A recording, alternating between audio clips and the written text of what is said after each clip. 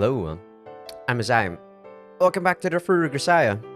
I said I was gonna take a short break, but literally it was like just a 3 minute break. Just got myself some water, drink it. Didn't even eat some food yet. I guess it's because it's still 3 o'clock. I'll probably just eat later on at 5. But yeah, I'm back. After not much time has passed, just took a short bathroom break and here I am again. Let's see what's gonna happen with these operation that the girls are planning. いい天気ね。何の音？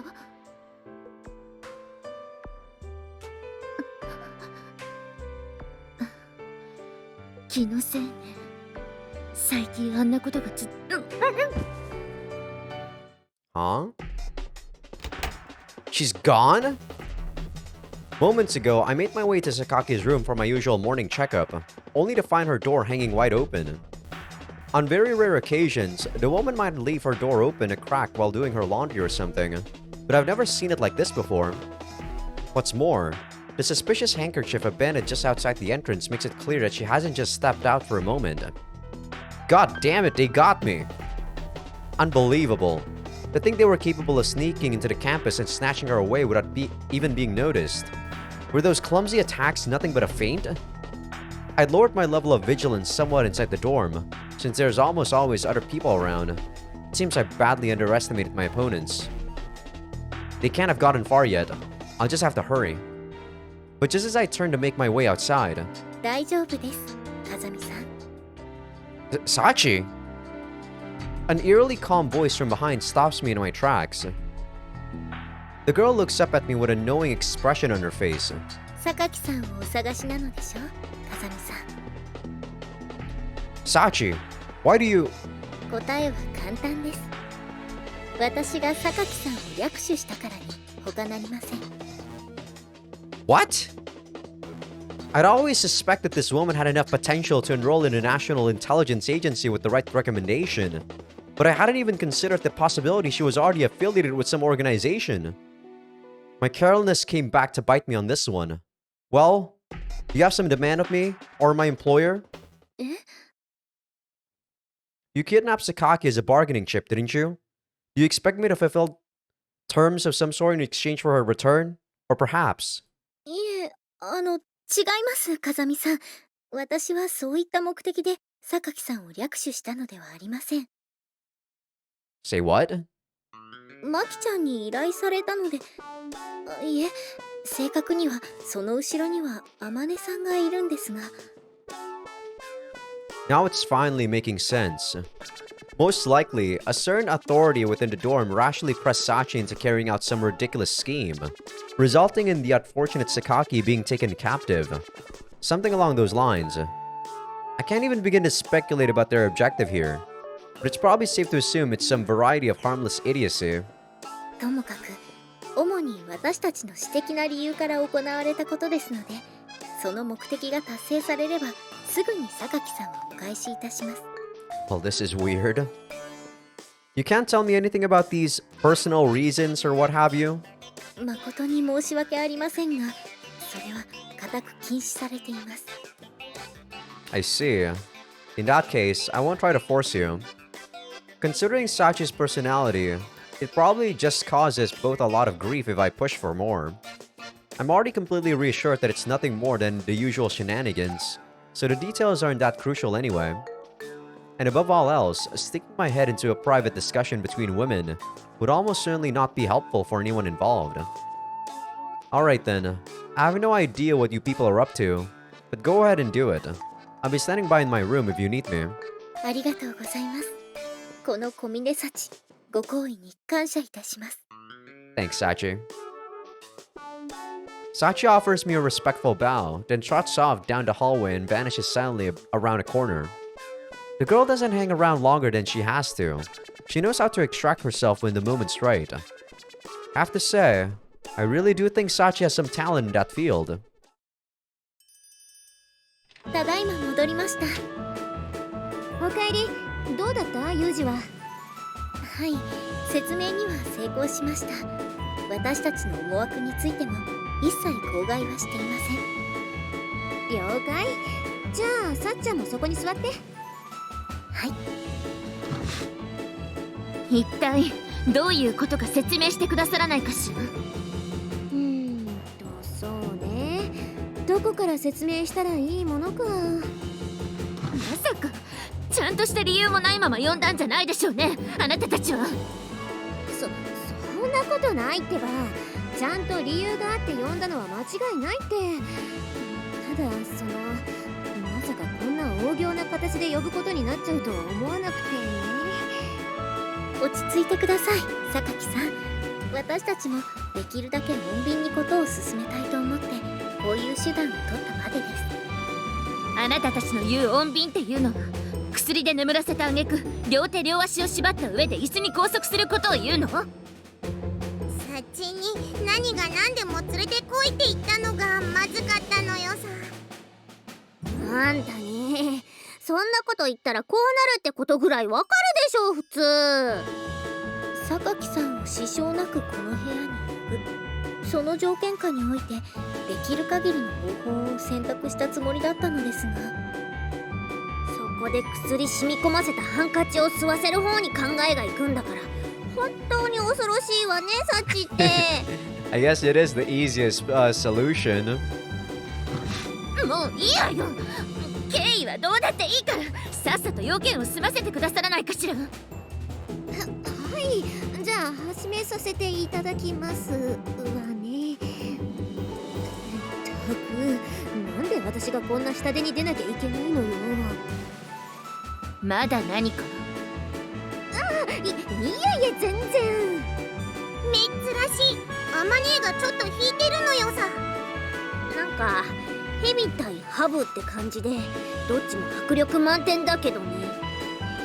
みちる様、私ごときが差し出がましいかもしれませんが、ああ、もう分かってるわよ。ハブも蛇の仲間だって言いたいんでしょ。分かってるわよ。ニュアンスよ。漢字で受け取りなさいよ。はい、わかりました。漢字で受け取ります。ハブだってヘビだって構いません。いいんだってよ。よかったな、チルチル。ムカつく。ムカつくわ。あのね、あんたたちうるさい。まだなのかしら。ごめん。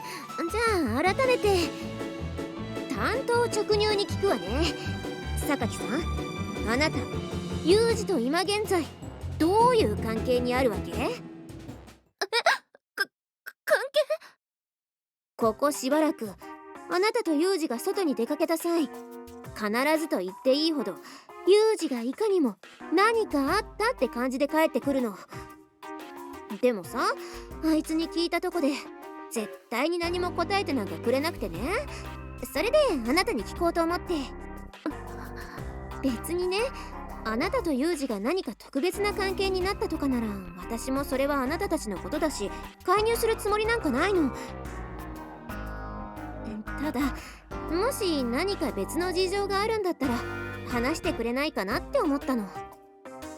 まあほら、なんだかんだ言ってもうちら6人しかいないわけじゃん。その中であんまし分かりやすく目に見えるような秘密抱えてても気持ち悪いかなって。榊さんが一人でそういうの抱える人なのはわかるけど、今回はもう一人噛んでるしさ。それであくまでも目的は風見くんなの。今何か言った？別に。理由は父の依頼よ。風見くんが私の周りについているのは護衛するため。他には何の理由もないわ。お父さんの？そうよ。スオさん、あなたはご存知よね。うちの父。Oh, sorry. まあそりゃあね、うちのお父ちゃんとこのお得意さんだし、ここに入学する際にもいろいろあったし。ならば私の実家のこともお分かりよね。ってその流れで言うと、護衛が必要な件ってつまりは榊さんを。そう、略取誘拐などの脅威から守るために私が一人で行動する際、そばについて行動を共にする。トラブルが起こった際には実力でこれを排除する。マジであるのね、そんなとんでもない話が。まあユミちゃんの家は半端ねえ金持ちだもんな。ありえるのよさ。 Yours are also rich, Makina. そうなの？それってどのレベルなの？わかりやすくケルペソとかで説明してくれない？みちる様、何ですかその価値基準。 Yeah, what the hell is a calpis? Isn't that like a drink or something? ケルペソあんじゃん、原液。白くてぬるたいの。あれと水の比率を測ればその家の立地さがわかるって聞いたことないの？みちる様、幸はこの小峰幸は寂しいございます。 Sorry, Sachi. I also don't know what the fuck is a calpis. なんでよ。ちょっとなんで寂しいのか答えなさいよ。そういう実家小ネタは後にしなさいな。今榊さんに質問を。ケルペソ、うちは10対1だったな。水が10でケルペソ1。さっちゃん、みちるの口に何か突っ込んどいて。わかりました。みちる様、飴を差し上げましょう。榊さんの事情は今の説明で分かったけど、でそれにどうしてユージが関係してくるの？風見くんの仕事は国が関係してるそうよ。それが理由のようだけど、私にも細かい事情まではわからないわ。国って公務員とかそういう仕事なのかな？そこまではわからないわ。聞いてもはぐらかされるし。公務員、それで護衛等が関係するとなると何でしょうか。 SP、 警察とか？ありえるのよさ。お兄ちゃんのあのインチキな体力と年齢に見合わない経験はそういう修羅場をいかにもくぐってそうなのよ。何やだそれ。私逮捕されたらどうしよみちる様、まだ警察官だと決まったわけではありませんよ。 And why the hell would we arrest you in the first place? なんだチルチル、もう飴舐め終わったのか。舐めるの早いな。舌力強え。ちょっと、人がいかにもフェラがうまいような言い方しないでよね。あと、警察ってマジなの？みんな怖くないの？逮捕するってユージが言ったら一巻の終わりなのよ。ねえ。さっちゃん、口。はい。みちる様、サンドイッチをどうぞ。もうチルチルってフェラうまいのか。こりゃユミちゃんもうかうかしてられねえよな。ユミちゃんの得意な正義って何？ From these people! Let the conversation move forward, damn it!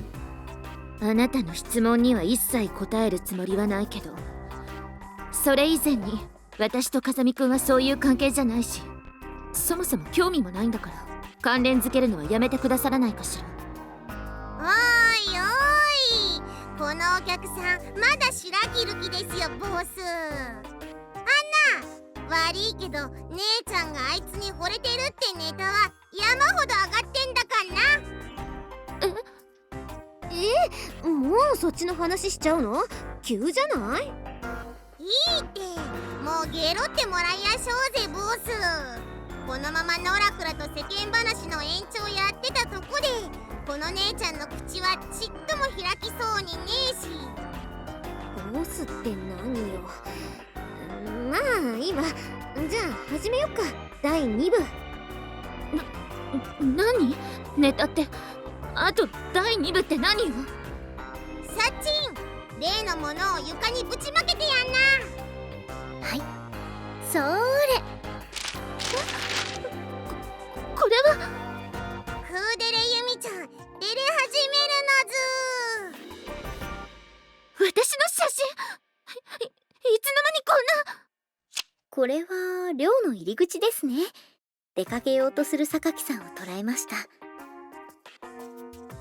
靴を履きながらも少し前に立っている風見さんの姿を目で追って、おや、少し眠いのでしょうか。何とも言えない表情です。口も半分ほど開いていますね。何を失礼な。ロープをほどきなさい。あと写真を。そしてこれは河川敷から帰る最中、少し後ろを歩く風見さんの方を横目で見ながら物憂げな表情を浮かべています。 Sorry if you guys heard that. I was like laughing and coughing at the same time, and I don't think I pushed the mute button fast enough. God damn it, Sachi. この顔の赤さは決して夕焼けのせいだけではない。それはきっとやめなさい。やめ。これはつい先日撮影されたものですが、体に触れようとしているのに触れられないもどかしげな様子が中途半端に伸ばされた手の様子に見て取れます。しかし何よりもこの表情、見てください。もはやことが済んでしまったかのような。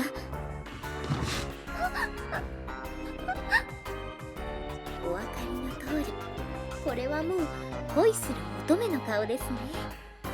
実際この写真以外にも撮影者によっていろいろと証拠は握られているわ。 Damn, you guys really just make Sachi do all the work. 指揮者に見せればもう突っ込まれててもおかしくないでしょうってコメントくるで、こりゃ。何？突っ込んでるって何を？ボケの反対？みちる様、いつまでもそのようなみちる様でいてくださいね。だから何なのよそれって。私マジでわかんないんだけど。はい、みちる様、ジュースです。ごぼう。まあともかくこれだけすでにネタは上がってんの。これ以上の抗弁は見苦しいだけだと思うけどね、榊由美子さん。認めなさい。あなたは風見雄二に惚れてる。間違いないわね。卑怯よ。あなたたち卑怯だわ。こんな隠し撮りしてまで私のことを笑い物にしたかったの。それは私だってコミュニケーションを取ろうとしなかったし、あなたたちとも距離を置いて生活はしていたけど、だけどそれにしてもこうなるって。いや、笑い物にする気とかないんだけど。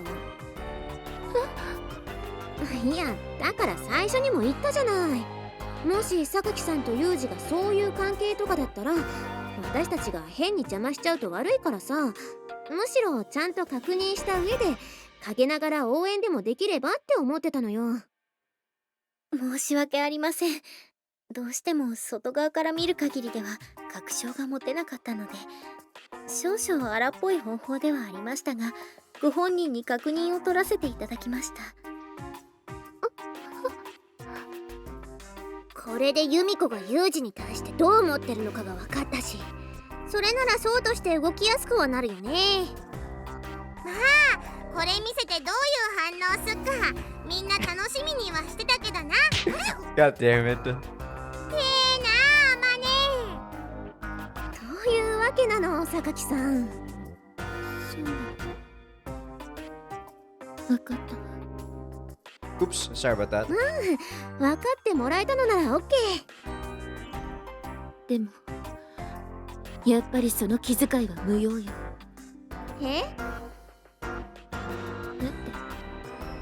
て私から風見くんへの気持ちなんて所詮は一方通行だから。由美ちゃん、風見くんに聞いたのよ。なんでそうまでして守ってくれるのかって。そしたら返ってきた答えは仕事だから。まあ当然よね。そういう経緯でもない限りは私みたいなののために体張って守るなんてありえないわね。でも嬉しかったのは今まで誰かに守ってもらったことなんて一度もなかったから。たとえ仕事とはいえ自分を守ってもらえるってだけですごく嬉しかった。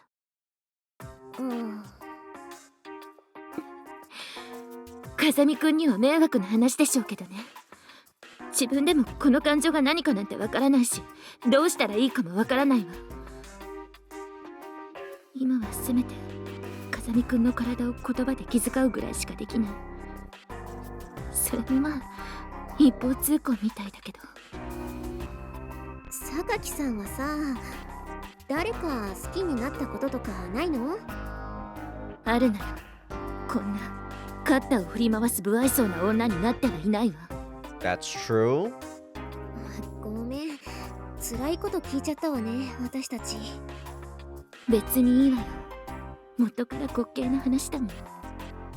まあでもそうとなれば、あの鈍感には少しぐらいは榊さんの魅力について教えてあげないといけないわよね。よーし。だな。ユミちゃん基本的にガタイは抜群だし、お兄ちゃんが溜まってそうな時にケツでも振れば一発なのよさ。だからはい全くその通りだと思います。風見さんは自らの前に置かれた最上の末膳に早く気づくべきですし、膳もまた食べてもらいたいと望んでいるわけですから。ご飯の準備なんていつ終わったの？ねえサチ。 Damn you, Michiru. ちょっとだからあなたたち何かとんでもないことを風見くんに言うつもりじゃ。言っちゃった。で、私は一体いつこれをほどいてもらえるの？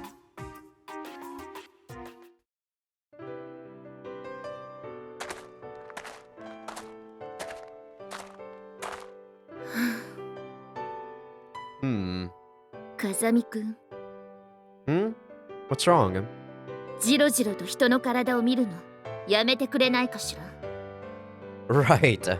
My apologies. A certain individual directed me to observe you more carefully, you see. Couldn't go about it any other way. そのとある人物について詳細を聞かせてもらえないかしら。 Sorry, but I've been sworn to silence. ならば誰が絡んでいるのかは一切話さなくていいわ。その中止する部分や内容について詳しく聞かせていただけないかしら。 Not sure that would be such a good idea either. I have a feeling the answer might irritate you somewhat. But if you're really that interested in hearing someone else's groundless speculation regarding your physical characteristics... いいわ。それで十分理解したから。 I see. In that case, I'll continue my observations. 理解したからってあなたがジロジロ見ることにまで許可を与えたつもりはないわよ。 That's so. My apologies. まったく協力どころか結局笑い物にしてるだけじゃないの。 I mean, in their own right, they're probably really trying to push this situation forward, Yumiko. What's with all the heavy sighs? なんでもないわよ。なんでもないわよ。もう What on earth is going on around here anyway?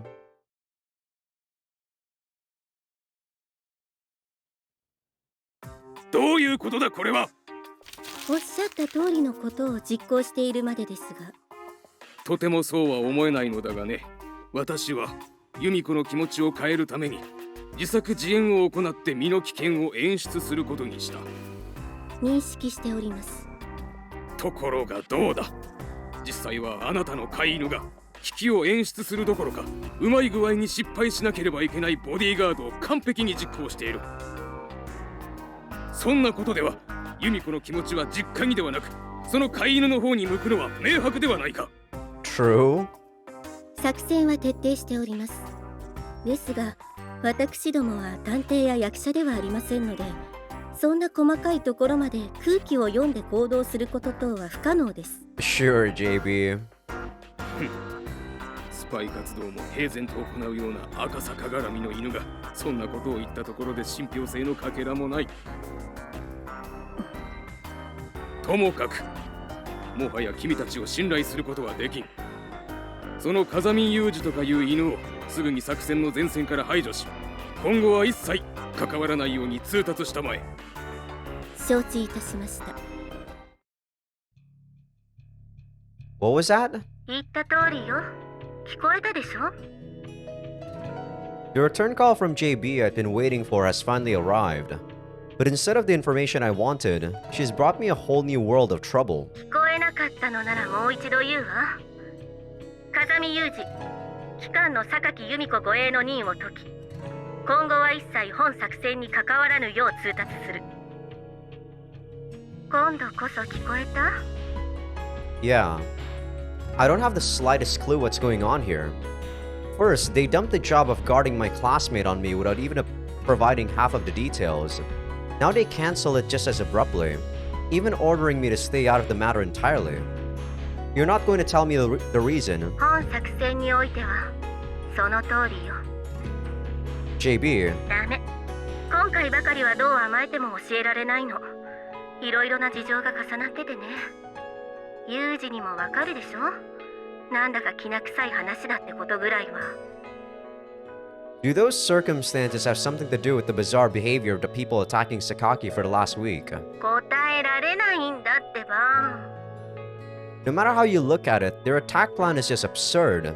They're unbelievably sloppy, and they don't learn from their mistakes, almost as if they're handicapping themselves. It's completely unnatural in every respect. あのね、ユージ。 Also, you just told me not to involve myself with this operation going forward. Seems a little overblown to refer to me guarding Sakaki as an op, wouldn't you say? Come on, JB. 私からは何も言えないわ。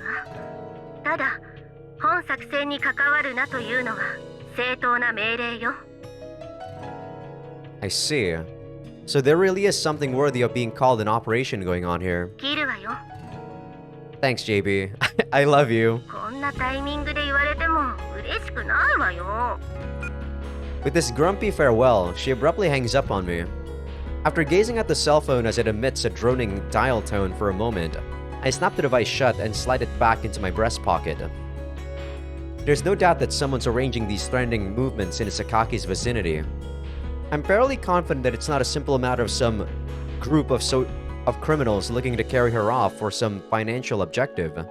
This is clearly something much more complicated. But at the current stage, all I've got to work on are the scraps of information JB gave me. Worse, I was just pulled off the job itself. Orders from the main office are absolute. I'm no longer Sakaki's bodyguard. That's a fact. And there isn't a thing I can do about it. However, the girl's clearly in some form of danger. I'm not willing to overlook that. No matter what my employer expects of me, Sakaki's not a stranger to me anymore. Not to say that I've developed feelings of the sort that would entertain our voyeuristic doormates.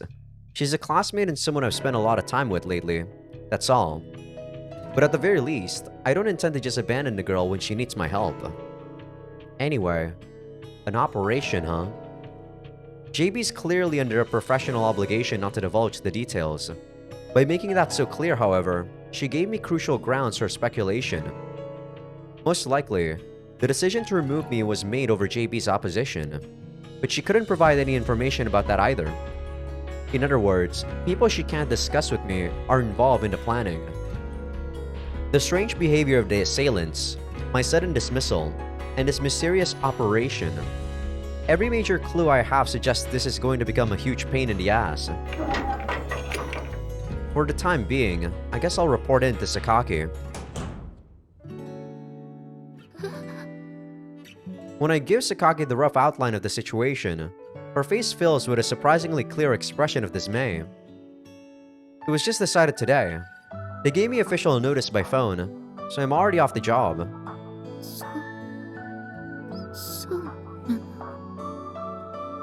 Sorry about following you around all this time.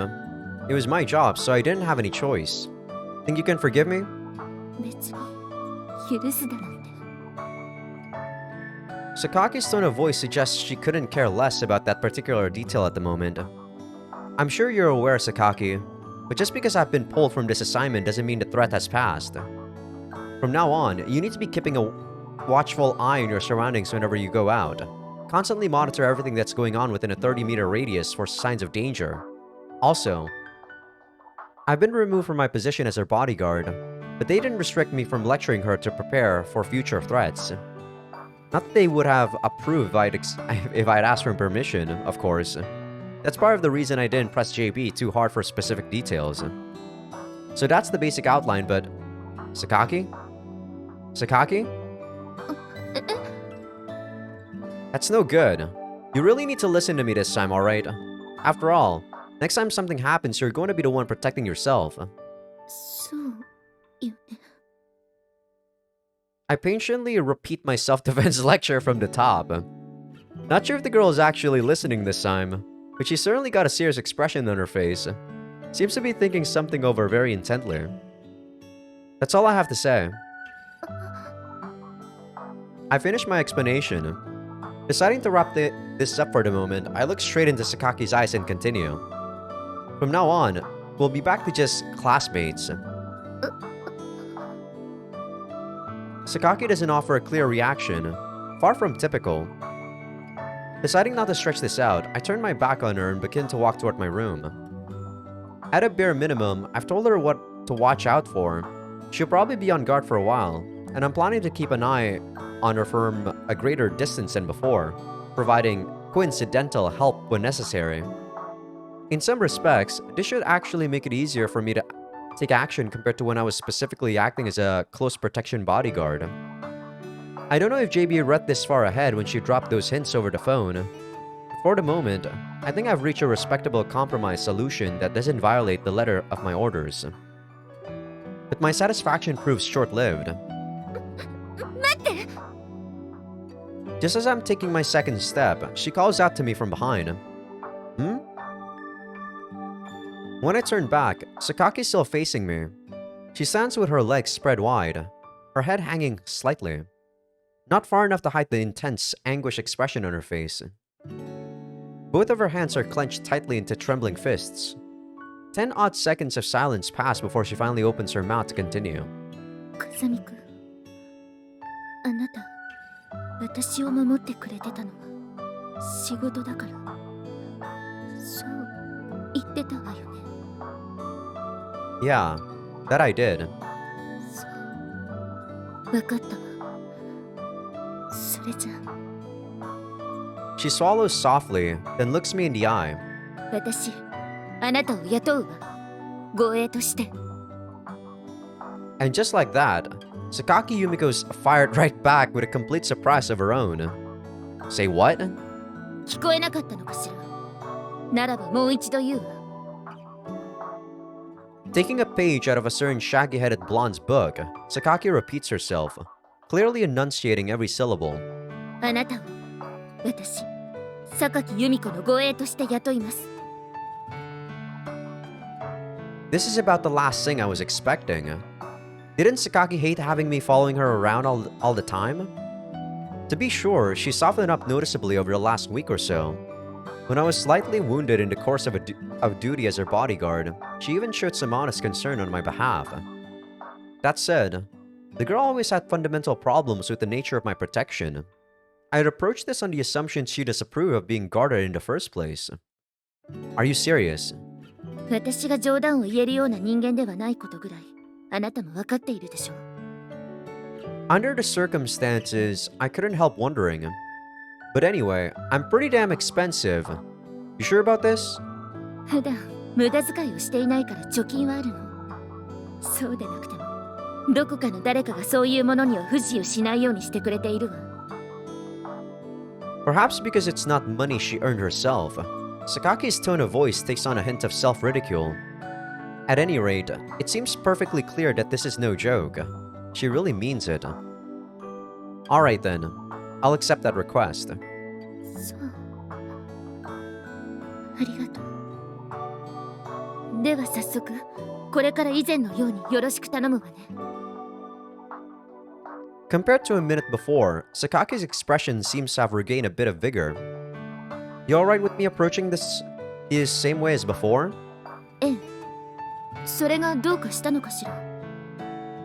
Well, I'd be fundamentally trying to be aware of your movements at all times, even when you're doing things generally regarded as shameful or embarrassing. Just wondering if that's really alright with you. そういうところは配慮しなさい。 You should have put a note on that then. Seems like she really has gotten a bit of her spirit back. とにかくこれまでと同じで同じように振る舞ってちょうだい。それだけよ。Immediately after throwing these words in my direction, Sakaki turns away and begins stomping loudly up the stairs. Probably headed to the rooftop again, I'd guess. Judging from the flow of that conversation, I think it'd be best to give her a little time to herself. For the time being, I suppose we'll resume this afternoon. Half of a smirking female face pokes out from around a corner in a clearly deliberate way.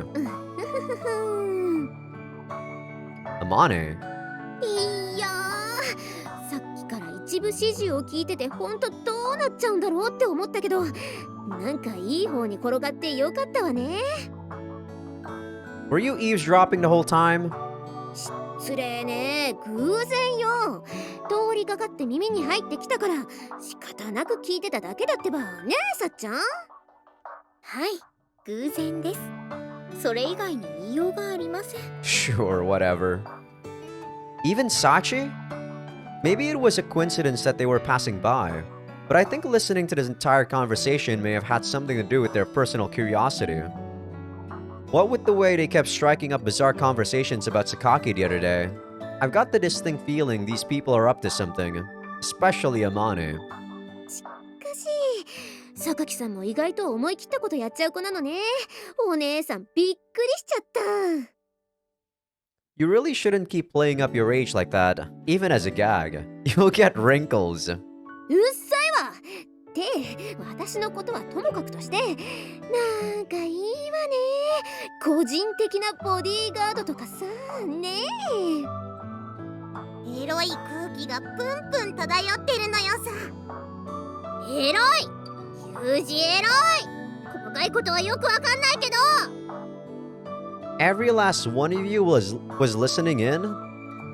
I felt some doubts in this regard before, but could it be that these people have too much time on their hands? They probably do, Yuji. I've shared dorms with female colleagues before, but they use their off days studying intensely or throwing themselves into personal training, just like everyone else. By comparison, I can't help thinking these girls suffer from a chronic lack of productive uses for their time. That's what you get when you're young, I guess, Yuji. You kinda don't really have a goal in mind for what you want to do in life. You people can think whatever you want. Then again, I also don't have a goal in life myself. But the fact is Sakaki's got some very complicated personal circumstances that warrant protection. It's not something you should be laughing. はいはい、わかってますよーだ。でもその全知全能のユージ様でもわかんない事情だってあるんですからね。 Say what? You're saying the intelligence I've gathered on Sakaki's incomplete? That's highly interesting. The moment I speak those words,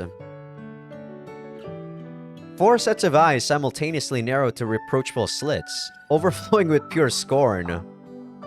They're the eyes of people who've just lost all respect for someone. Okay, what's with the look? ユージには一生つかめない情報かもね。ひょっとしたら。風見さんにはこの部分においてはですが、本当に失望しています。いや、絶望と言っても過言ではありません。まあ、お兄ちゃんは穴があって突っ込んでればそれで満足ってタイプだから仕方ねえんだけどな。チルチルもそう思うだろ。 The What the fuck, Makina?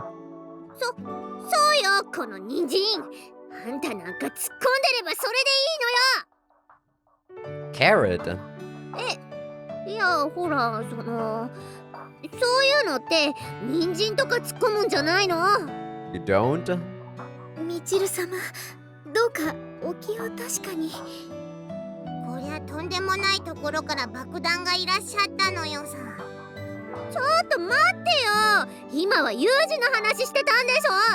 なんで人参の話出した途端にあたしいじりになってんのよ。みちる様、みちる様。バナナも人参もありた。チルチルもなかなかチャレンジャーなのよさ。ムッキー、うるせえな、もう。ってあれ、ユージどっか行っちゃった。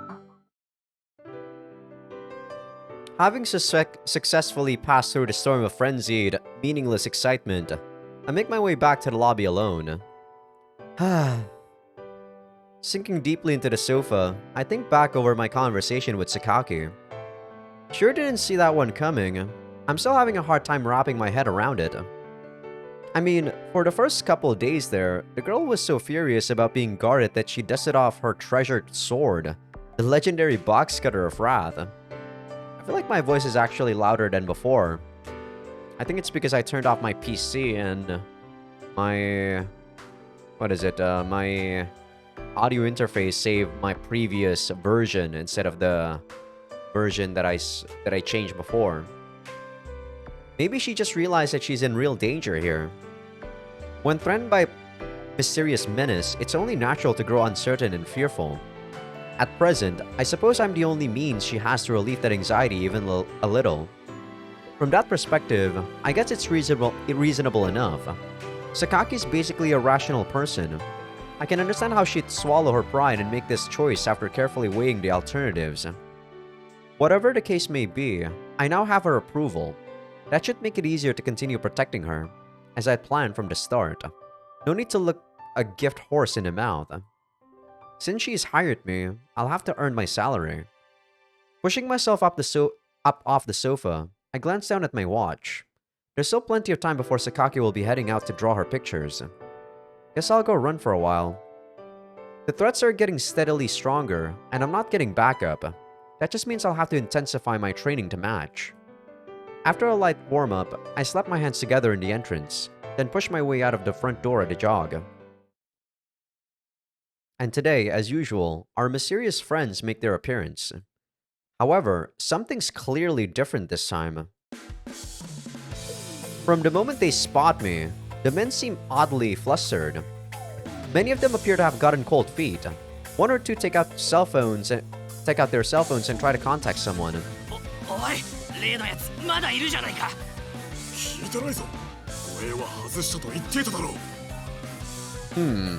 Wonder where they heard a thing like that.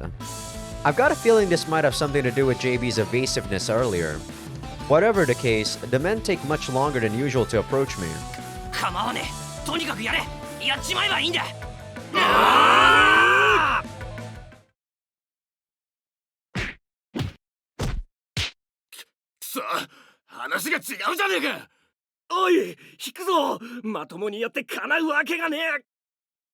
When they finally managed to spur themselves to action, their strategy was as confused as always. Even more so, really. None of them seemed eager to take the lead. They're so sloppy that you'd think they were trying to fail. Sakaki calls out timidly from behind me, slowly opening her eyes. Yeah, but something was definitely off this time. Sakaki looks up at me with an expression of pure bewilderment. These constant attacks must be causing the girl more than enough worry. Adding their unclear, suspicious motives to the equation would probably only upset her further.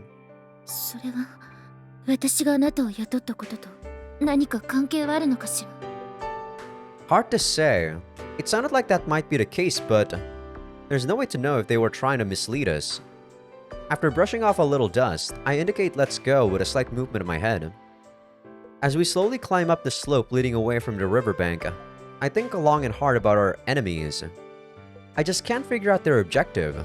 It's obviously connected to Sakaki, but their attacks are far too sloppy for this to be a real kidnapping job. And that phrase they use again today, this isn't what we signed up for.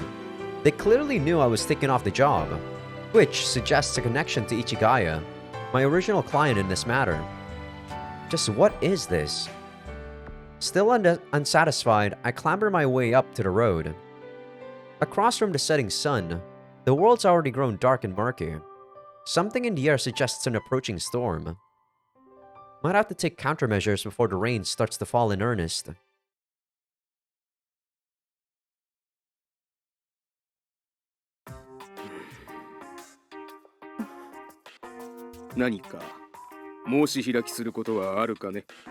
Well, this is awkward. 私どもに後ろ暗い話など一切ございませんが。とぼけるのもいい加減にしたまえ。あなた方に排除するよう申し付けた例の風見何がしとかいうチンピラ、相変わらず由美子の周りでうろちょろしているそうではないか。しかも私の立てた計画においてもことごとく邪魔ばかりしている。これでもなお何もしていないというなどずうずうしいにも程があるだろう。私は正式に風見雄二に対して護衛の任を解くよう伝えました。当組織の規律及び当人の性格から命令違反は考えられません。ではこの状況を一体どう説明するというのだ。推測ではありますが、風見雄二が由美子さんの護衛を解く際、本人にその旨を伝達したのではないかと思われます。その上で不安に思った由美子さんから個人的なものとして風見雄二に護衛をする旨の依頼があったのではないだろうかと。仮にそのようなことがあったとしても断るのが当然だろう。 True enough. それは社長のおっしゃる当然です。私はその当然を先日お伺いした際に尋ねられなかったので、そのようにしなかっただけです。そのようなお子様の論理が通るとでも思っているのか。子供でも大人でも約束や命令は絶対だと私どもは考えます。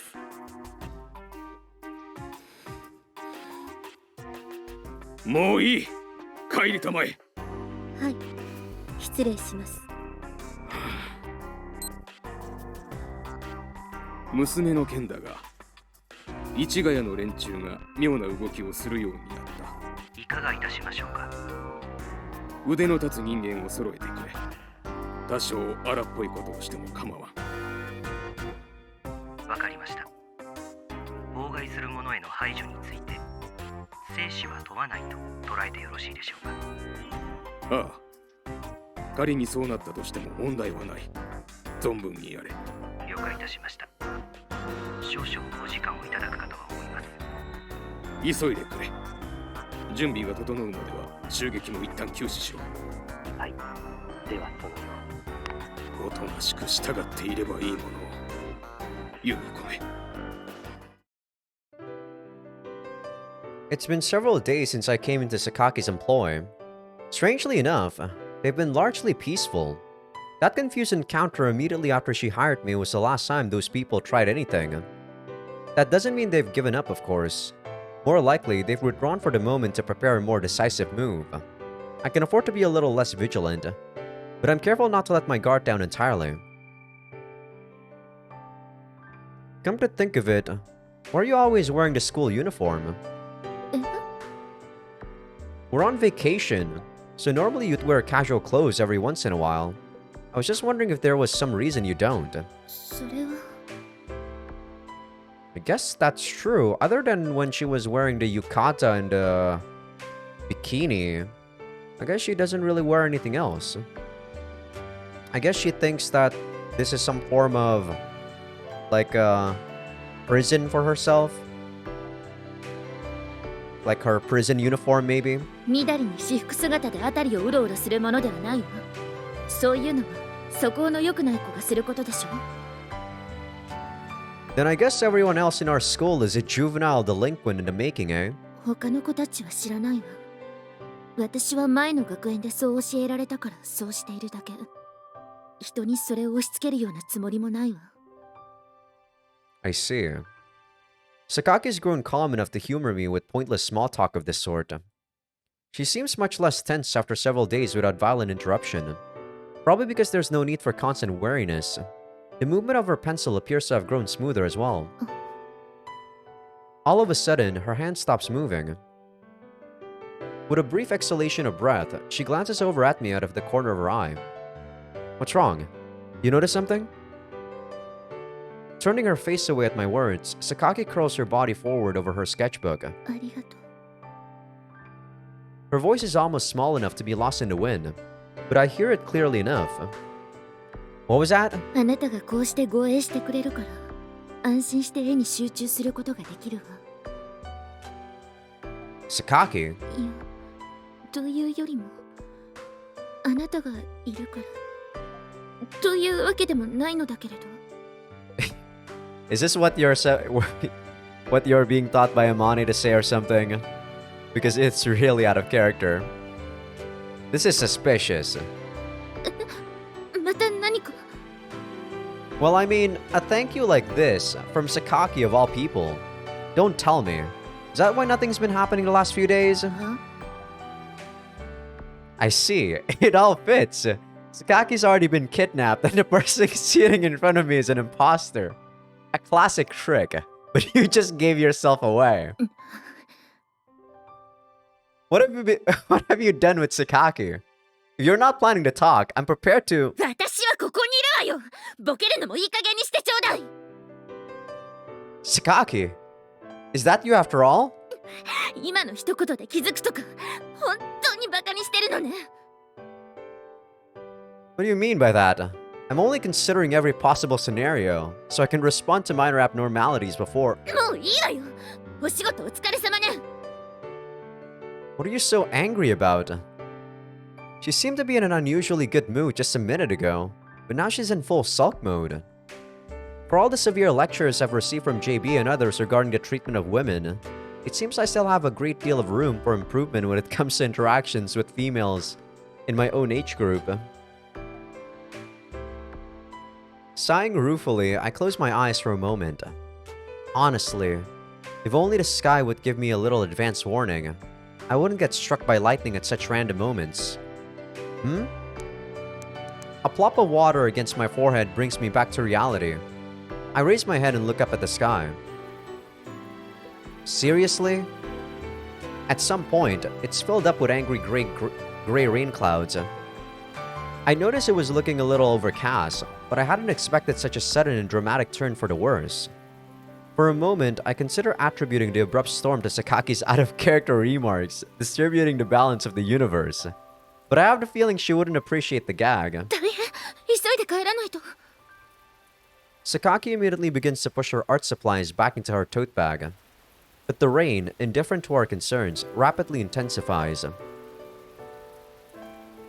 このままだと帰る頃には濡れネズミになりそうね。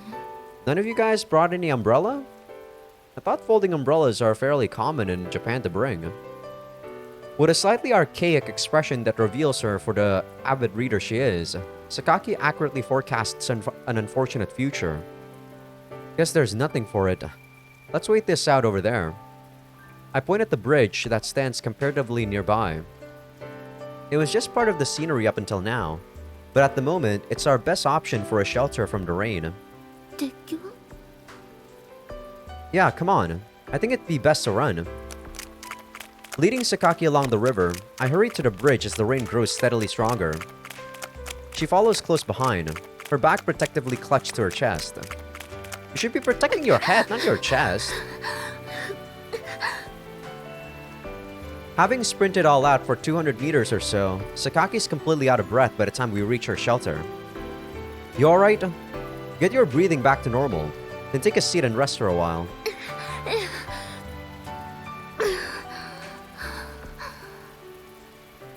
The area under the bridge quickly falls into shadow.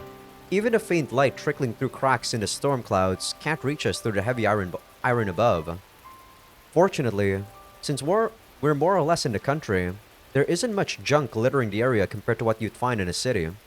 Sometimes an empty bottle or can rolls by on the river, but that's about it. Sakaki and I brush off a light layer of dirt from the bare concrete foundation of the bridge, then settle ourselves down to wait out the storm. As the girl at my side tries her best to wipe the water from her hair with a handkerchief, I examine the state of affairs outside. The streaks of rain have only grown larger and more frequent. There's no sign of it stopping anytime soon. The sky, slightly gray and cloudy only minutes ago, is already a sea of uninterrupted black. In a country town like this, they don't even light the streets properly. The area has already grown dark, as if to exacerbate our unease. And finally, there's that familiar roar, a sound that always seems to accompany summer downpours. Thunder can be a frightening thing. I had colleagues with experience on mountain rescue operations who'd cower nervously every time a storm rolled by. Judging from the sound, it's relatively close. Probably best not to move around too much at the moment. Guess we'll have to kill some time here, Sakaki. Turning to my side, I try to make eye contact. She doesn't meet my gaze. Her throat moves. I can hear a faint gulp. Come to think of it, this girl had an unexpectedly fearful side. Should probably reassure her that it can't strike us here. But just as I'm opening my mouth to speak... That was loud?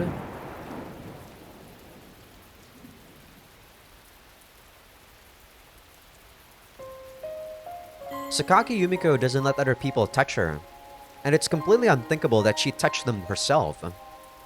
When rain falls on her head, she brushes it off. When wind blows in her face, she forces her way stubbornly through it. That's the person I thought she was.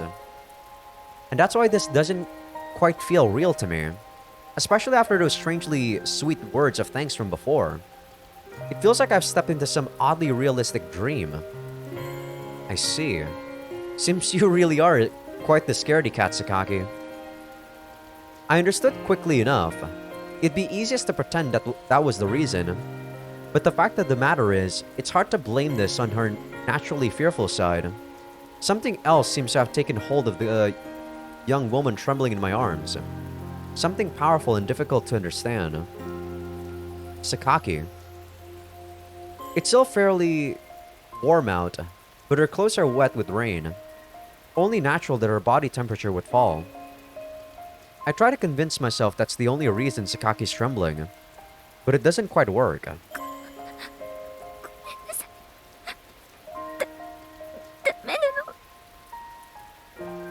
She finally speaks, wringing the words out of her throat. Her voice is frail and utterly weak, in a way I never would have thought possible from the Sakaki I know. With that, the last of my strained explanations crumble. This is something new entirely. A side of her I've never seen before.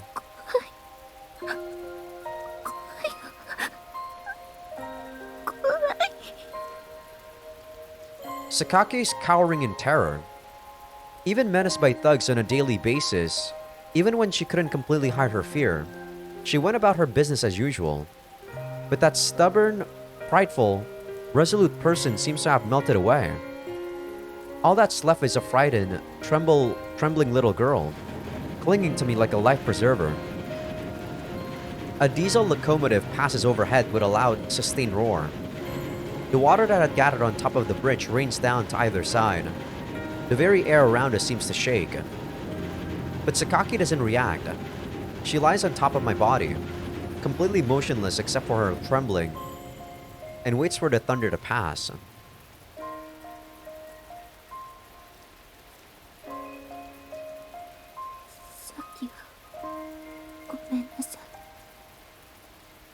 Not a problem. I can't bring myself to ask her anything. There was obviously something behind Sakaki's behavior, but it was such a strong reaction that it feels wrong to ask out of mere curiosity.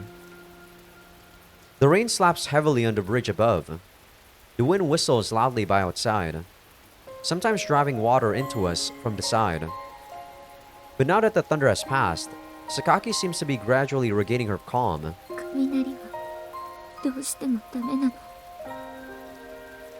Cuddling close, Sakaki stares up into my eyes.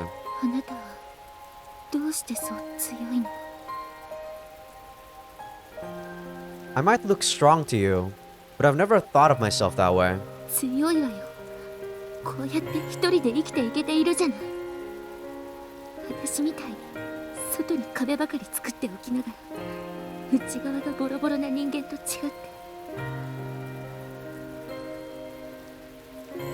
On my own, huh?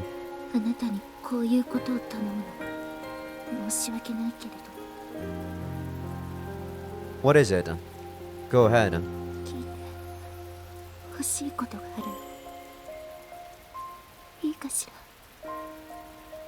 I told you before, didn't I? If you want to talk, I'm willing to listen. Sakaki nods, and in that same small, soft tone, she begins to tell me about herself. The rain shows no sign of letting up.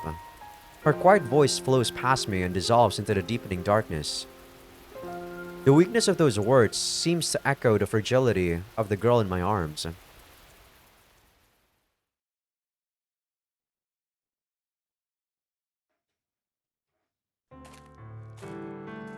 The summer sun scorched the ground beneath our feet. In the heart of the ancient capital, we walked uphill, following the road away from the station's eastern exit. I was talking, casually of trivial things. ねえお母さん、昨日ね、家の窓の外にワンちゃんがいたの。 Looking up at the person holding my hand, I smiled. そう In contrast to my cheerful chattering, the woman walking at my side had a clouded expression on her face. Her profile was beautiful but cold, almost like that of a marble statue. 私の方を見たからね、手を振ったの。そしたらワンちゃんもこっちを向いたの。そう The same words, repeated in the same tone, as if she was playing back a recording. Not understanding what that signified, I continued to speak. 私がいるってちゃんと分かったみたいなの。それでね。 That trivial little event must have made me very happy, because I just kept on talking. Sentence flowed into sentence with barely a pause for breath in between. Matching the rhythm of my skipping steps, I pattered on faster and faster, filled with innocent excitement. あのねユミコ First, her feet came to a stop, and without turning to look at me, her face still in profile, my mother finally answered. ごめんねちょっと静かにしててくれるかしら Her quiet voice emerged only to melt away into the squawking of the cicadas. Two pleasures, the skipping and the conversation, abruptly taken from me. I hesitated uncertainly, not sure where to direct my gaze. But soon, I found a clear path forward, and my hesitation gave way to a reply. ごめんなさい、お母さん。 It was the phrase, "I'm sorry." How many times had I spoken those words by then? Even when I'd done nothing wrong, even when I'd done nothing at all, those words offered an exit from any uncomfortable moment. And above all else, they lightened the burden on my mother's heart. Mumbling those words had always been the best that I could do at times like those. ごめんねユミコ And my mother, in turn, offered me the same soft words of apology. In retrospect, it might very well have been her fault that I developed the habit of relying on the words, "I'm sorry." She spoke the phrase so frequently, it was probably only natural that I'd begun to imitate her. 行きましょう A cold profile, a rigid face, locked in position, never turning to me. Speaking a few words with nothing but a slight movement of her lips, my mother began to walk once more, her strides even smaller than usual. With a nod, I stepped forward at my mother's side, slipping halfway under the shadow cast by her parasol. As the shade swayed with her steps, the blazing sun flickered before my eyes like a movie shot on cheap film. We walked in silence through the midsummer heat, surrounded by the voices of cicadas. I squeezed my mother's hand tightly, very tightly, as if that connection was the only thing in the world I could rely on. My mother, Misako, was born into the Kawamoto family, owners of a real estate business in the ancient city of Kamakura. After graduating from university, she accepted an arranged marriage to my father, Sakaki Michiaki. She was 25 years old. The Kawamoto were small-time landowners, and their business had fallen into financial problems. When their only daughter married the young president of East Beach Railways, a company that had taken complete control of the regional railroad network, the Kawamoto family treated it as a miracle comparable to winning the lottery. お帰りなさいませ ああ Damn, he's already old? Oh, I guess technically this is only a couple of years ago. So the marriage was like already long past. あなたお食事はもう済ませた。いつものことを毎度毎度聞くんじゃない。着替えははい用意してありますすぐに支度する。30分後に出るから玄関に出して小島に渡しておいてくれ。お父さん。 My father was a complete workaholic with more than one house to return to. He only came to see us once a week and never stayed longer than an hour. At that point, I hadn't so much as held a conversation with him. all I could remember were brief moments of eye contact in the hallway when we passed each other by. I can still remember the way he looked at me. There was no emotion in his gaze, not even contempt, almost as if he didn't even realize something was there. His eyes were frighteningly empty. My room in that house was pointlessly large. Spacious as it was, it hadn't been made for a child to live in. The bed and closet were both adult-sized. For the most part, it looked like nothing more than just another guest room. A child's desk, a haphazardly purchased assortment of stuffed animals and toys. These were the only objects that suggested otherwise, and they felt deeply out of place. どんな挨拶をしたらお父さん返事してくれるのかな。 I stood in front of my mirror, practicing many different facial expressions, earnestly thinking over a problem with no solution. どんな顔をしたらお父さんは帰ってきてくれるのかな。 Alone in a room far too large for me, I thought about the stone-faced father I barely knew. How could I catch his attention? How could I make him realize I was even there? おはようございます。おはようございます。おはようございます。違うのかな。どうなのかな。おはようございます。おはようございます。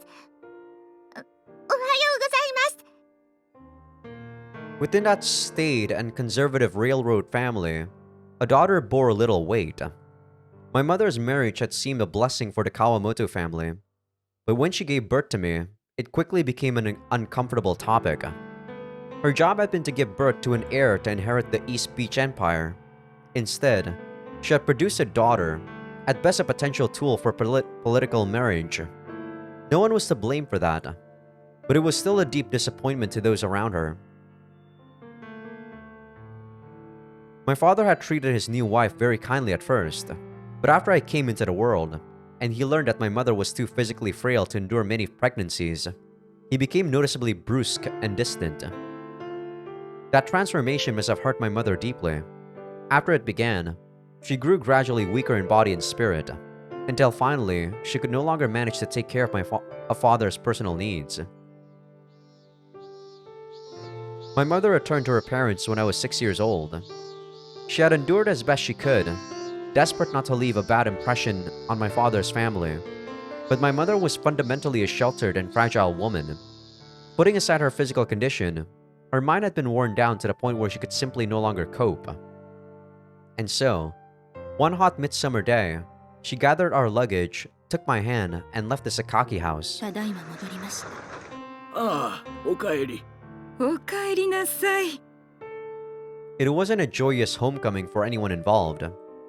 After an exchange of indescribably uncomfortable greetings, they began an equally awkward conversation. 美佐子、体の具合は？大丈夫です。何もありません。それならしっかり治して道明さんのためにも早く戻ってあげないとね。 Can't believe they actually prioritized someone else over someone who's actually sick first. はい。 It was obvious at a glance that my mother couldn't possibly go back anytime soon. Still, my pragmatic grandparents wanted their daughter back with the Sakaki family before the wound of separation grew too deep. My mother may have wanted to return herself, even knowing that she was no longer capable of enduring that life. There was a slight edge of frustration in her voice as she vaguely affirmed my grandparents' words. お母さん。 They left me out of the conversation so completely that I began to feel invisible. In the end, I couldn't help but call out. When I spoke, my mother's hand twitched around mine, as if only just realizing that she'd been pulling me along at her side.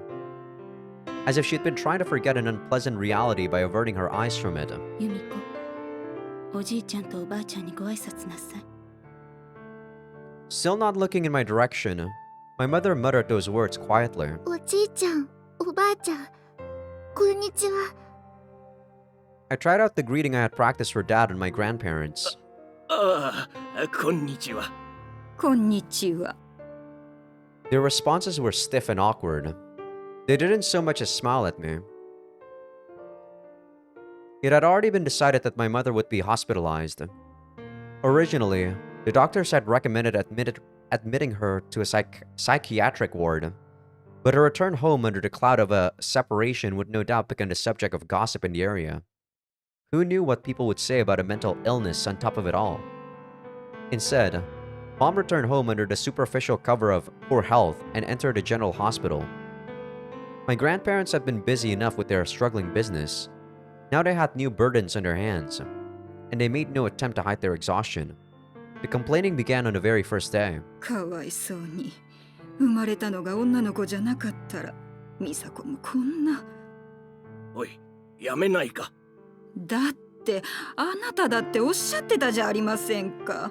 せっかくの機会だったのに台無しになってしまったって。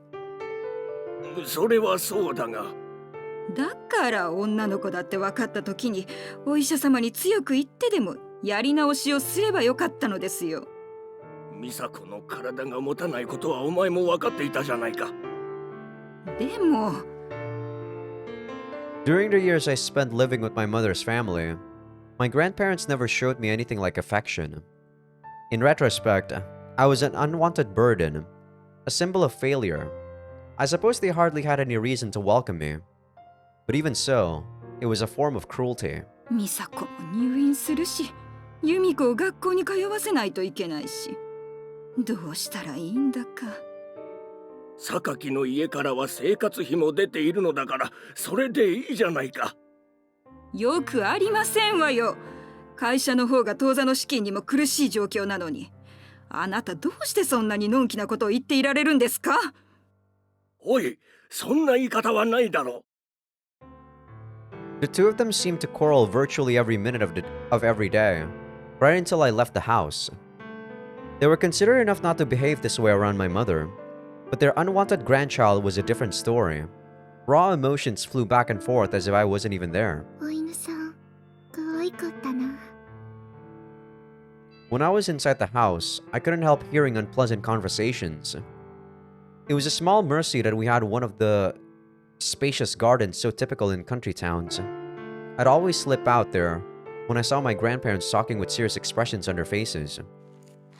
I passed the time scratching on the ground with tree branches. Those scribbles in the dirt became an escape, a portal to a vague, faraway world.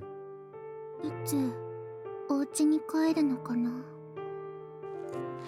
Recalling what I'd seen through the window that day, I moved a point of my tree branch through the soil. Recalling my few happy memories, I drew them out one by one, over and over, hoping to make them even slightly more vivid in my mind. My drawing improved quickly in pursuit of a clear and unmistakable exit from reality.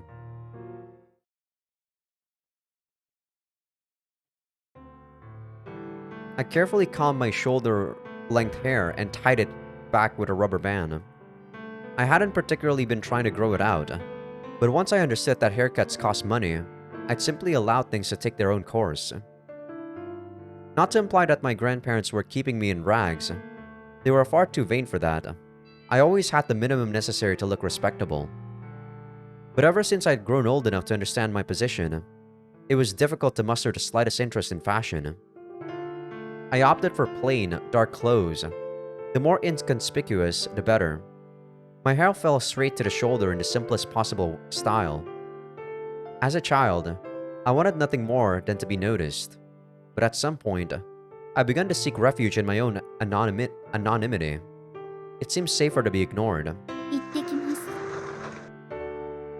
Pausing under the weathered eaves, I offered a farewell to no one in particular, then walked off alone. I had grown tall. I was wearing a middle school uniform now. Nobody had commented on either fact. Ever since arriving at that place, I had been alone. There were always people in the house, but I was alone. 由美子嬢ちゃん、今日のお弁当ですよ。ありがとう、トシエさん。 As I left the house, I found Toshie-san waiting outside. Toshie-san was an old woman who had looked after my grandparents' family for many years as their housekeeper. Even when the business fell in hard times and could no longer afford the expense, she stayed in the house next door, taking care of us without any compensation. I wasn't her employer, but she always called me Miss in a kindly tone of voice. She was the only person in my life who showed me a real affection. 制服なんだか恥ずかしいな。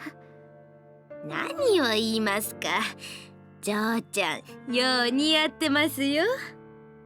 ありがとう。そんなこと言ってくれるのとしえさんだけよ。嬢ちゃん。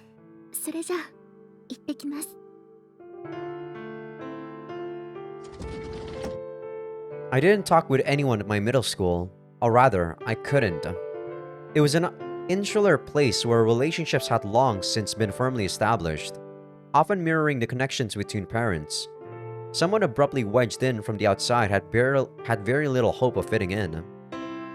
Much less for a quiet girl who had moved out to the countryside under circumstances like mine. None of the other children were friendly to me. I knew they talked about me behind my back. But after the years I'd spent alone with my grandparents, I suppose I'd grown used to such casual disdain. My student life didn't feel particularly painful. It was merely empty. I filled the vast stretches of empty time by drawing pictures. It was a habit I picked up as a means of escaping into fantasy. But as I came to accept reality, the images changed gradually into simple landscapes. Not to say that I was viewing things more positively now. I'd simply grown numb. The contents of my drawings mattered less to me than the time I could kill moving pencil over paper. I no longer looked for meaning in the art itself. My grandfather had a pile of empty sketchbooks, abandoned from the days when he had time to pursue his hobbies. I made a rare request and took them as my own. Day in and day out, I filled their pages with dull landscapes. With mechanical movements, I drew hollow images of a hollow world. When school ended, I would make my way over to the hospital where my mother was staying. The hospital was further from my grandparents' house than my middle school.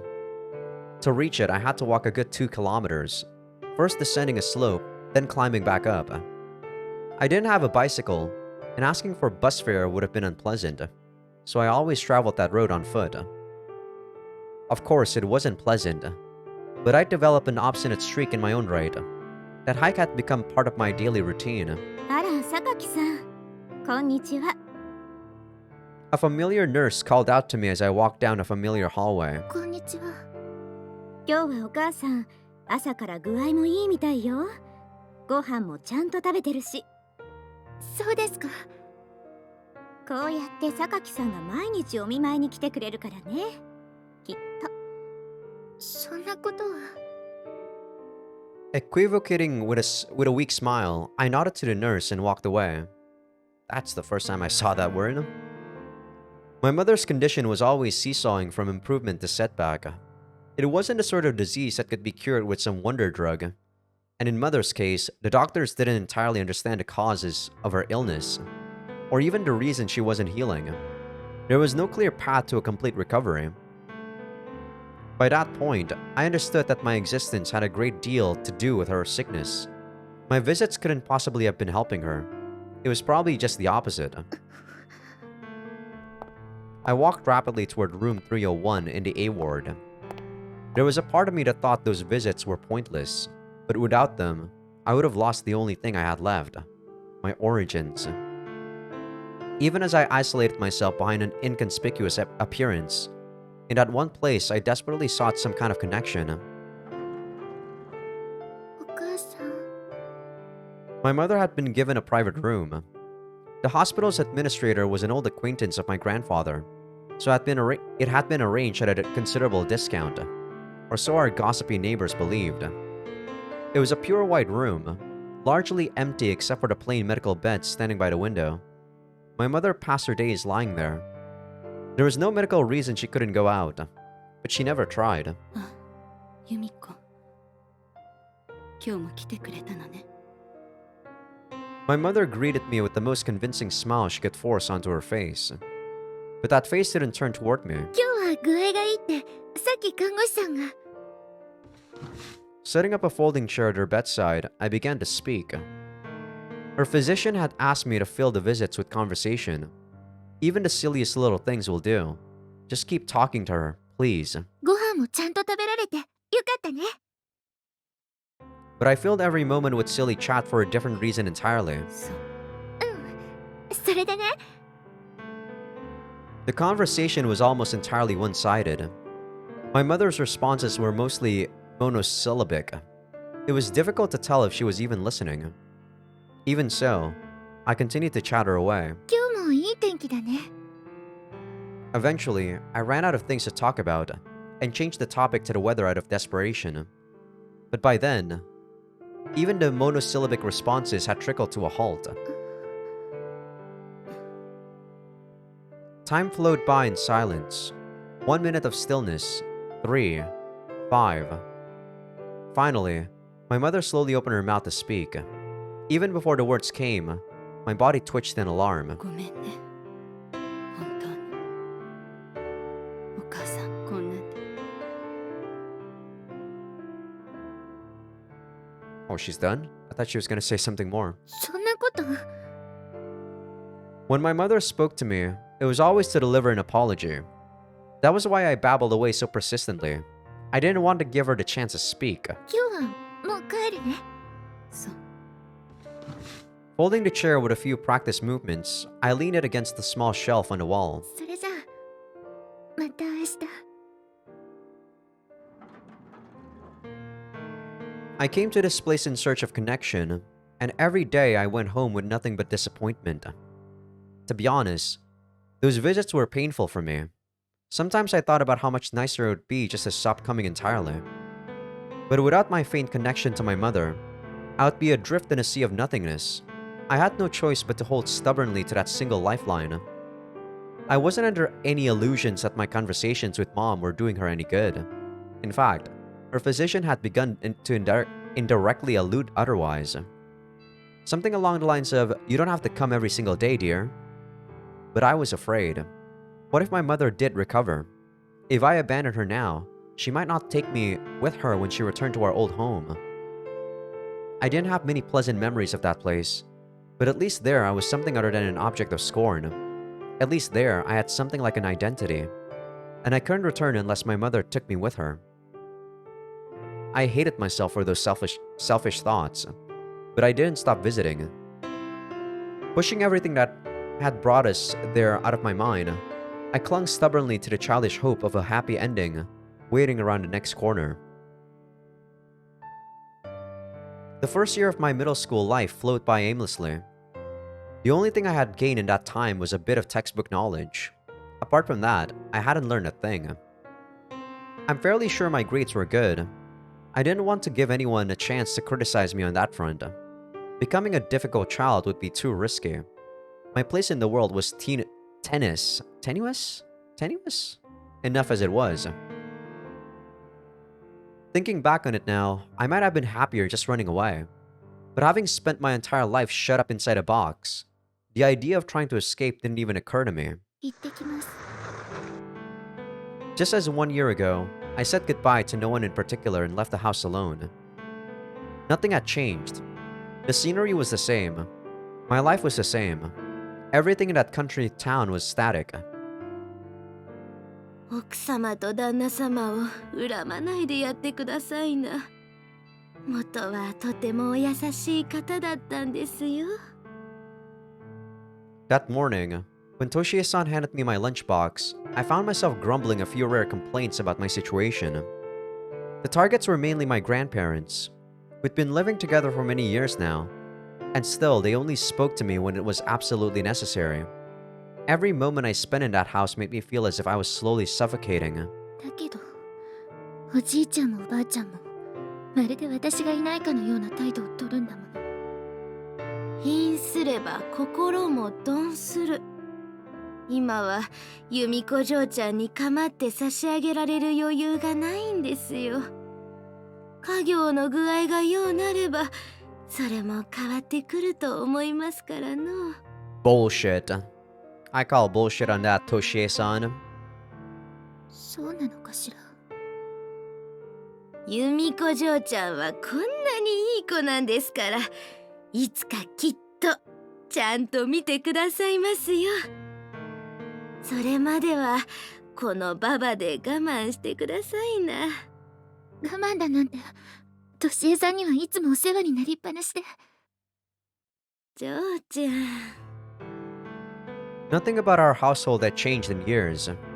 As always, our lifestyle was dependent on Toshie-san's quiet assistance. She took care of us all without a single complaint.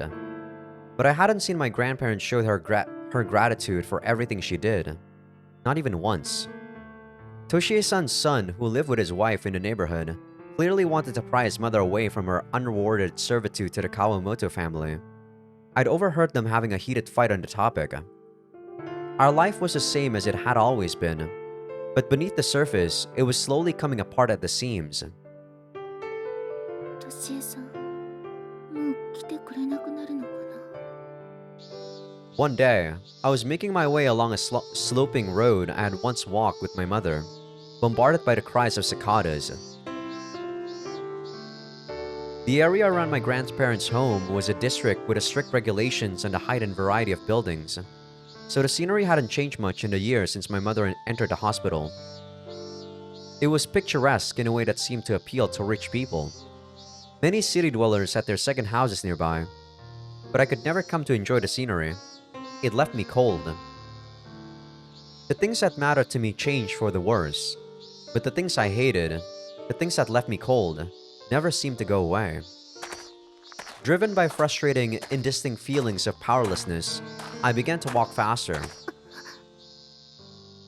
But with a flinch of surprise, my legs suddenly came to a halt. やあ、おはよう、由美子ちゃん。学校に行くところ？歩きながらでいいからさ、ちょっとおじさんの話に付き合ってもらえないかな。After that moment of hesitation, my legs began to move once more, faster than before. Straddling along almost like a racewalker, I hurried down the road leading to my school. お父さんがね、最近またちょっとおじさんの耳に入ってくるようなことをやっててね。二宮さんって由美子ちゃんの知り合いにいなかった？ちょうどお母さんと同じぐらいの年の女の人なんだけど、もし知ってたら何でもいいんだ、おじさんに教えてくれないかな。それとこれは由美子ちゃんの家のことなんだけど、お母さんが昔お父さんと一緒に暮らしてた時にお手伝いをしていた人の。おじさん。なんだい、由美子ちゃん。Coming to an abrupt halt, I turned to face the man. 前にも言いましたが、私何も言いません。質問にも答えません。だからこうやってまとわりつくのをやめてください。いや、だからだね、由美子ちゃん。名前で慣れ慣れしく呼ぶのもやめてください。失礼します。やれやれ。父親譲りだな、ありゃ。There was one significant change in my stagnant life. A reporter from a gossip magazine, whose job seemed to consist of digging for information on my father, was making a habit of loitering around me. I had first met him during the winter of my first year in junior high. At time, I was still comically naive. He approached with kind words and sympathy, two things I wasn't used to getting, and convinced me to open up to him about my family's circumstances. Pathetic as it was, I didn't realize it was all for an article until the moment my grandmother threw the tabloid in my face and delivered a furious scolding. Humiliated and bitter, I swore to myself to never again discuss personal matters with strangers, or to trust their compassion. And despite it all, the very same journalist had the nerve to show his face in front of me again. Every time something happened, he'd come around sniffing for scraps of information. Speaking with him felt like brushing against an enormous and particularly slimy leech. I marched ahead as quickly as I could, one fierce step after another, trying to shake off the lingering residue of our encounter. But then again, the place I was hurrying to wasn't exactly pleasant in its own right. 駅前んとこのさ、ロータリーのとこでヤマッチいたんよ。声かけたらあいつ逃げやがってさ。あいつ最近付き合い悪いよな。彼女できたのかな、やっぱし。嘘、ヤマッチ誰かと付き合ってんの？あれ、知らんかった。C組の木本いいじゃん、あいつの。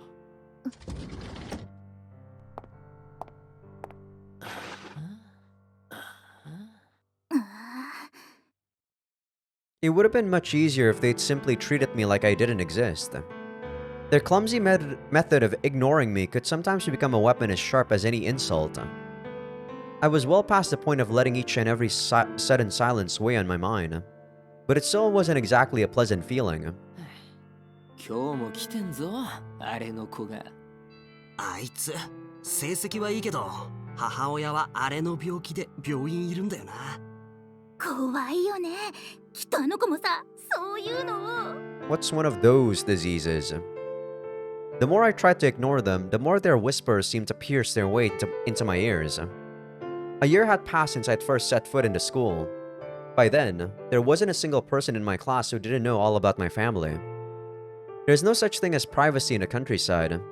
The real nature of my mother's illness, which should have been kept absolutely confidential by the hospital, had filtered all the way down to middle schoolers' gossip. A purely academic question occurred to me. If this wasn't despair, then what exactly would qualify? ここも逃げられない。 I opened my sketchbook beneath my desk, making sure that nobody could see. I'd kept at my art, and flipping through the book, it was obvious that my ability to depict fine details had come a long way in the last year. But all that really proved was how obsessively I'd sought escape, how deeply detached I'd grown from the world around me. Rather than pride, I felt something like nausea. Even my art was beginning to lose its value as a refuge. The room was pure white. Nothing had changed here. Not the room. Not even my mother's posture in her bed. It was as if I'd never left. Every time I walked in that door and saw her sitting there, I felt a surge of irrepressible pity run through me. お母さん、来たわよ。あ、由美子。いらっしゃい。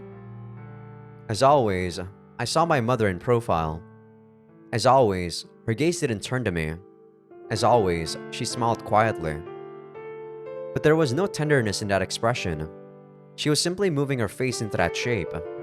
It was an empty imitation of a real smile. 本持ってきたから。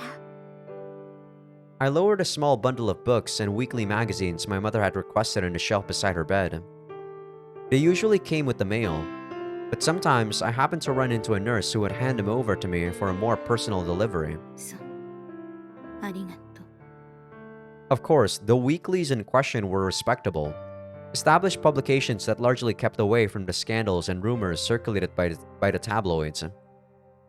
We couldn't take the risk of her reading something like that article I'd unwittingly contributed to the previous winter. To the previous winter? Okay. It undoubtedly would have set back her treatment, which was already proceeding slowly enough.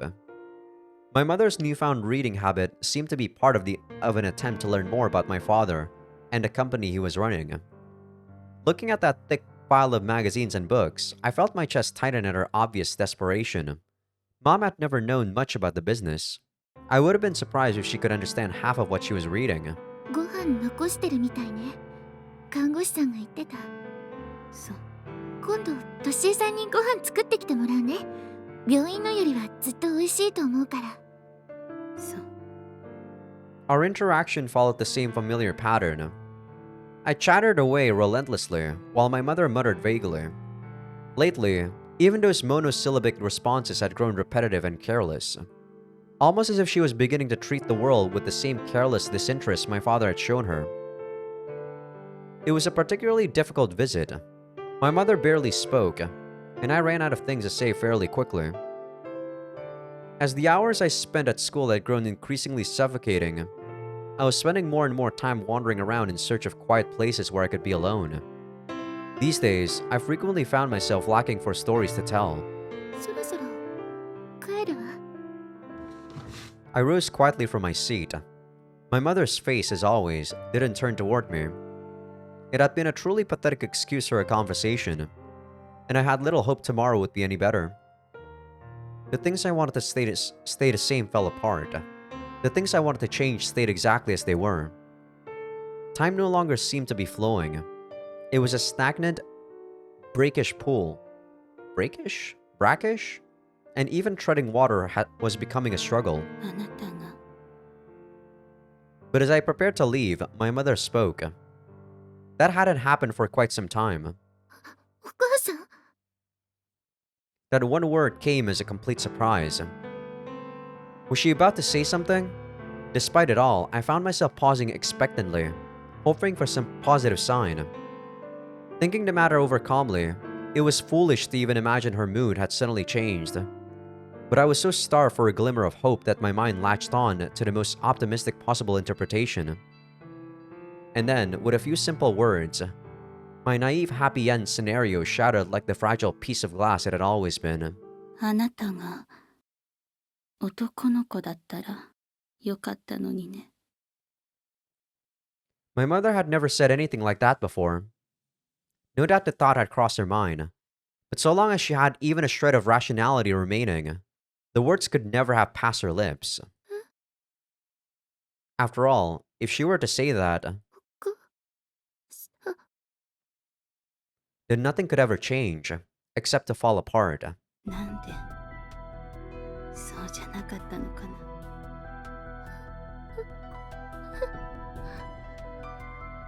Something slipped out of my hands and clattered to the floor. A visitor from the company had dropped off a few jelly desserts. I'd been taking one of the shelf with a spoon. My mother had been skipping her meals lately, but I thought she might at least manage to eat that. Considering the season, a white peach jelly seemed appropriate. Maybe it would be easier for her to hold a spoon with a flat handle. Moments before, those were the only thoughts in my mind. They were gone now, obliterated by my mother's words so completely that it was as if they'd never existed. I ran as fast as I could, pushing my heart so hard I thought it might just sputter to a stop. Down the slope in front of the hospital, up again, onto a large, curving detour, past the station, around a corner from a small cleaning store, into the remnants of an abandoned factory. Only then, absolutely confident that I was alone, did I finally come to a halt. Gasping for air, I doubled over and held my trembling legs with both hands, propping up a body that seemed ready to collapse. The world flickered before my oxygen-starved eyes. My peripheral vision was dim and clouded, as though I was peering out from inside a tunnel. I could feel sweat pouring out from all over my body. My hair and clothes were completely disheveled. I'd fallen at some point on the way over. There were scrapes on my knee and elbow. I pushed myself erect, a tattered mess of a girl.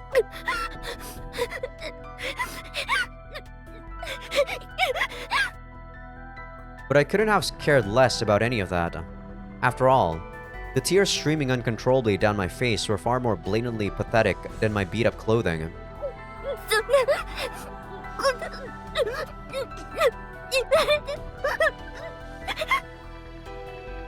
I could have endured it if she'd complained about something I could fix. I could have behaved better. There was still room for my grades to improve. I could have made myself more presentable. I could have cut every strand of hair to the exact same length. I could have learned to walk in a refined way, at an absolutely steady pace. But no matter what, I was powerless to undo the reality of my own birth. Why did she have to choose the one thing I could never, ever change? My grandparents were right back then. If it was possible, she should have just tried again. She should have crushed that egg in the womb and pretended it never happened. Better that than this hopelessness, this irreparably broken life.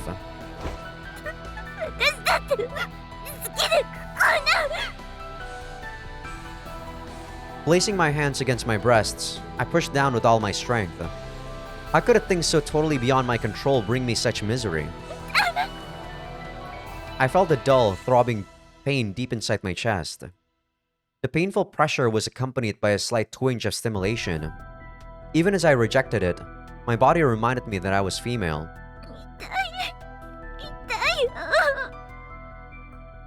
There was pain, but at the same time, I could feel the blood throughout my body beginning to stir in an unfamiliar way. Instinctively, I knew that it was something sexual, and I shivered with pure loathing. I hated my body. I hated the woman it was becoming.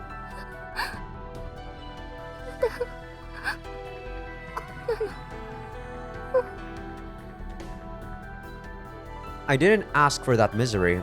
I had no say in my crime. It was born with me. But so long as I lived, the pain would always be lurking somewhere deep inside me. If only you'd been a boy. With one phrase, anyone could reduce me to nothing. I could study all I wanted.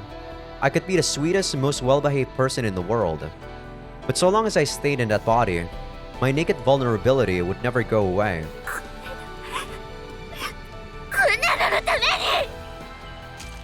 I threw open my bag and took out my pencil box. Flipping open the lid, I retrieved the box cutter I used as a makeshift sharpener for my colored pencil.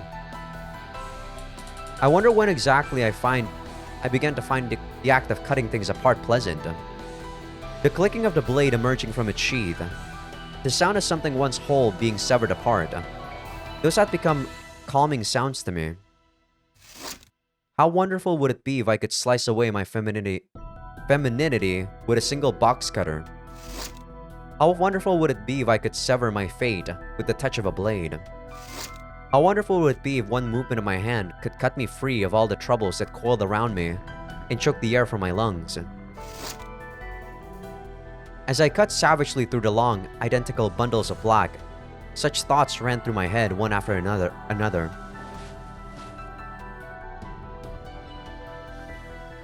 On the boiling concrete, speckled with the remnants of faded paint, clumps of black gathered. They felt like a vile rain until the sun-heated ground was covered in them. I could feel the gloom in my heart fading as I looked down into the darkness. But in its place, that dirty blackness left a layer of filth inside me that could never be cleaned away. バカマジ違えってそれ嘘つけそれお前はおい見ろよあれなんだってうわ何あの髪型男みてえだよな切っちゃったのかな自分でかなでもなんであいつんちまた金なくなったんじゃないのまさか散髪代ぐらい出るだろそれだよね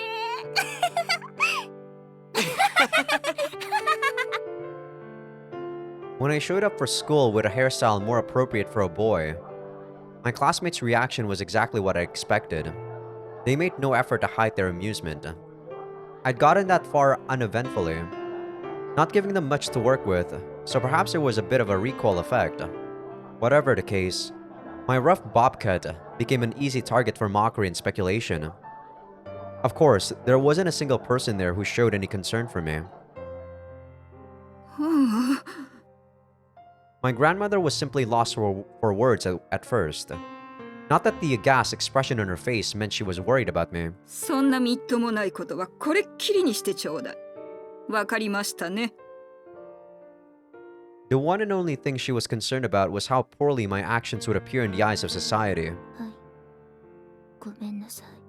まったく恥ずかしい。My grandmother, muttering about shame and humiliation, averted her eyes and disappeared inside the house. And for a very long time, I sat alone in my room, utterly silent except for the voices of the cicadas. 由美子嬢ちゃん、どうなさったんですか、その髪。ごめんなさい。嬢ちゃんは何も悪くないのに。おかわいそうに。Toshiya-san was the only person who showed genuine concern for me. But it didn't make me feel any better to know I'd made the kind old woman worry. More than anything else, her sorrowful face made me regret my rashness. I'd gotten carried away by my emotions and lashed out, but nothing had changed. Nothing was going to change. For the sake of the one or two people who acknowledged my existence, I decided not to repeat my mistake.